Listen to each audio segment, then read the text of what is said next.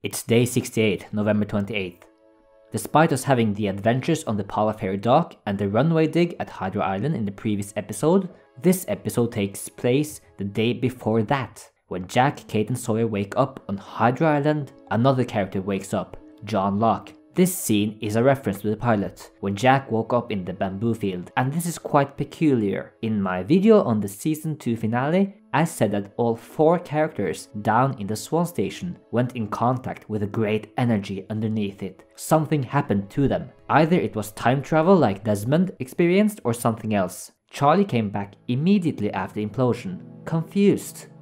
But the rest, they woke up 1 day later.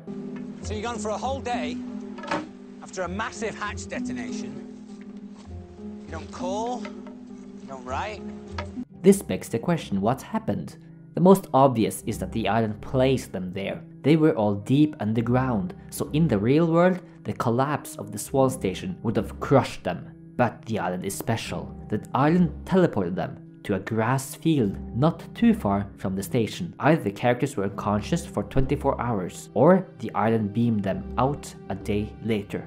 We will see something like this later on, when Jack, Hurley, Said and Kate are teleported to the island. They don't fall out of a plane or anything, they just wake up. So for all we know, Locke, Desmond and Echo were gone for a day, until they appeared suddenly. Echo didn't have a chance to go back to the beach because he's being dragged out by Polar Bear. Locke gets back. He communicates to Charlie that he needs to speak to the island and builds a sweat lodge. He makes a drug paste.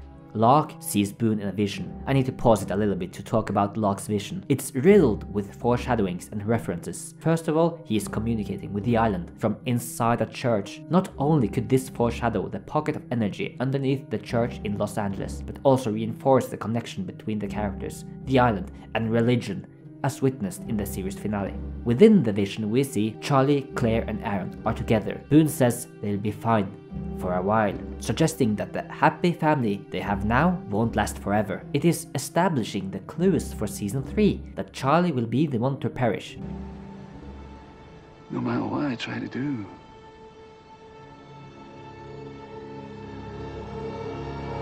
you're gonna die, Charlie.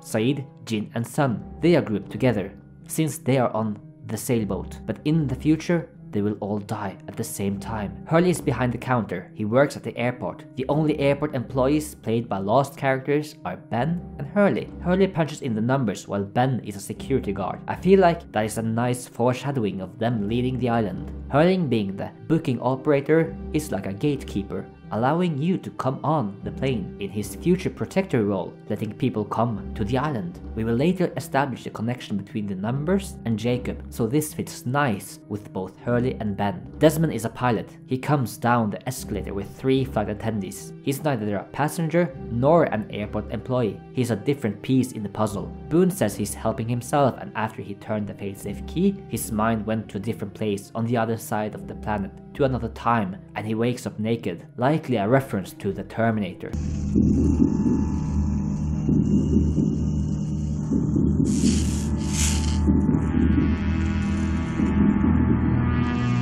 And with the escalator being similar to some form of stairway to heaven, could foreshadow that what he does in season 6. Although Charlie, Claire, Aaron, Said, Jin and Sun are in line to check in, we have 3 characters that are now in the next stage of boarding, separated by the rest, Jack, Kate and Sawyer. It's to suggest that they are on a different island. But it's interesting that these 3, along with Hurley, will be the final candidates. There's also a theory that was proposed in 2021 that the vision was more about Anthony Cooper than Echo. Boone says so you can bring the family back together, and later he says they've got him, but he never specifies who they are and who him is. Is a polar bear they?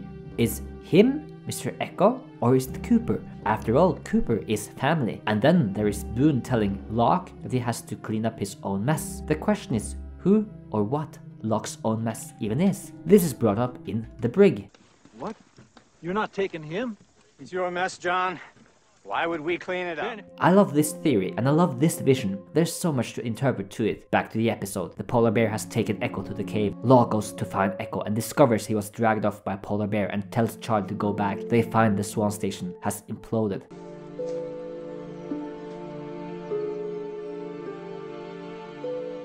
Is that the hatch? What's left of it? There's 3 different hallways here. I'm curious where it is on the map, especially since we see that they go nowhere.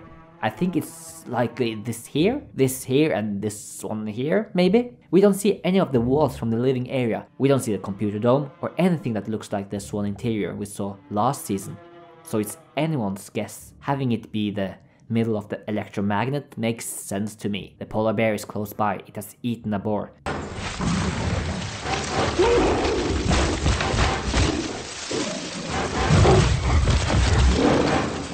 They get away from it and find Hurley. Let's talk about Hurley. One day before he started walking from the Pala Ferry dock up here, I have an idea, and this is heavy on the fan fiction. But in the season 2 finale, someone whispered Elizabeth.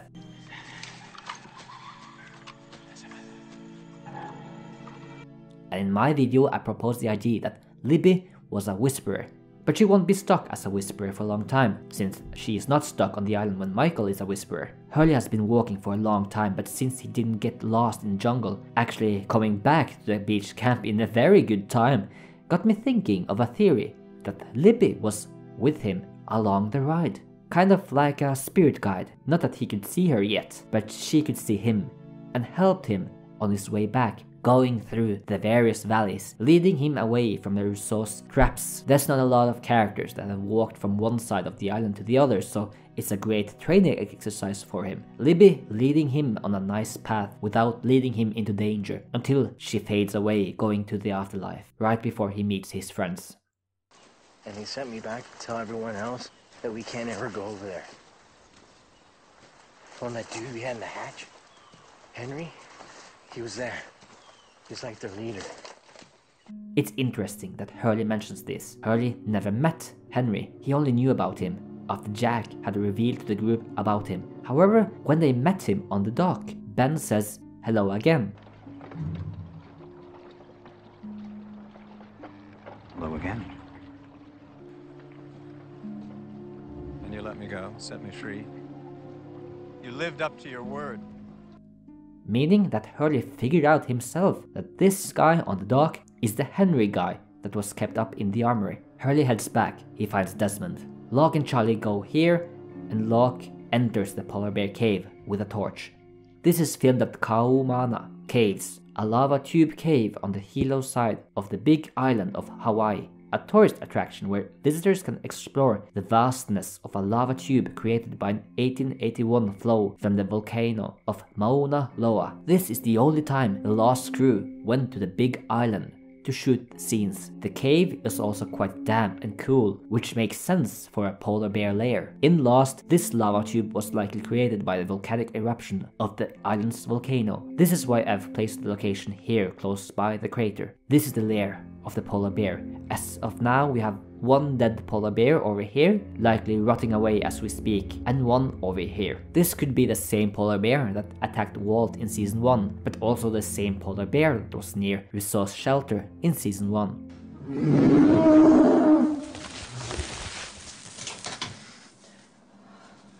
Where are you going? If we're lucky, it's one of the bears. The polar bears originally came from Hydra Island. The blaster map says that the bears went through some gene therapy, and we later learned that the Dharma Initiative was experimenting with loads of animals, including how these bears would fare in a tropical environment. They went through a puzzle in the cages. In the Hydra orientation film, we learned that they were also brought to the Orchid for the next phase in research. This part of the orientation film was likely edited in later, because the Orchid station was built several years later, after the Hydra station was built. How do you feel about polar bear feces? Because if you breathe one word of this, I'll have you shipped to Hydra Island so you can weigh turds for the ridiculous experiments. You two, put the package inside. At least one bear wound up in Tunisia. Anyway, the Dharma Initiative were purged and the remaining bears roamed around on the main island. Locke finds a toy truck and skeletons. The toy truck likely came from the playground at the barracks, so there might have been a day where someone went out of the sonic fence with their kids and the polar bear came. The fact that the polar bears ate a kid is pretty gruesome, or something milder, that the toy truck was part of a pallet drop and the polar bear got it along with some fish biscuits. There's also some poor guy from the Pearl in here. Locke rescues Echo from the polar bear, they get out. I agree with Boone. After all, if you kept pressing that button like Echo told you to... You wouldn't have had to save him in the first place, yeah. Charlie, that's what cleaning up your own mess means. When they stop for water, Echo tells Locke he can still save them. They bring him to the beach camp. Hurley hears Locke making the speech. We'll return to Hydra Island in a week.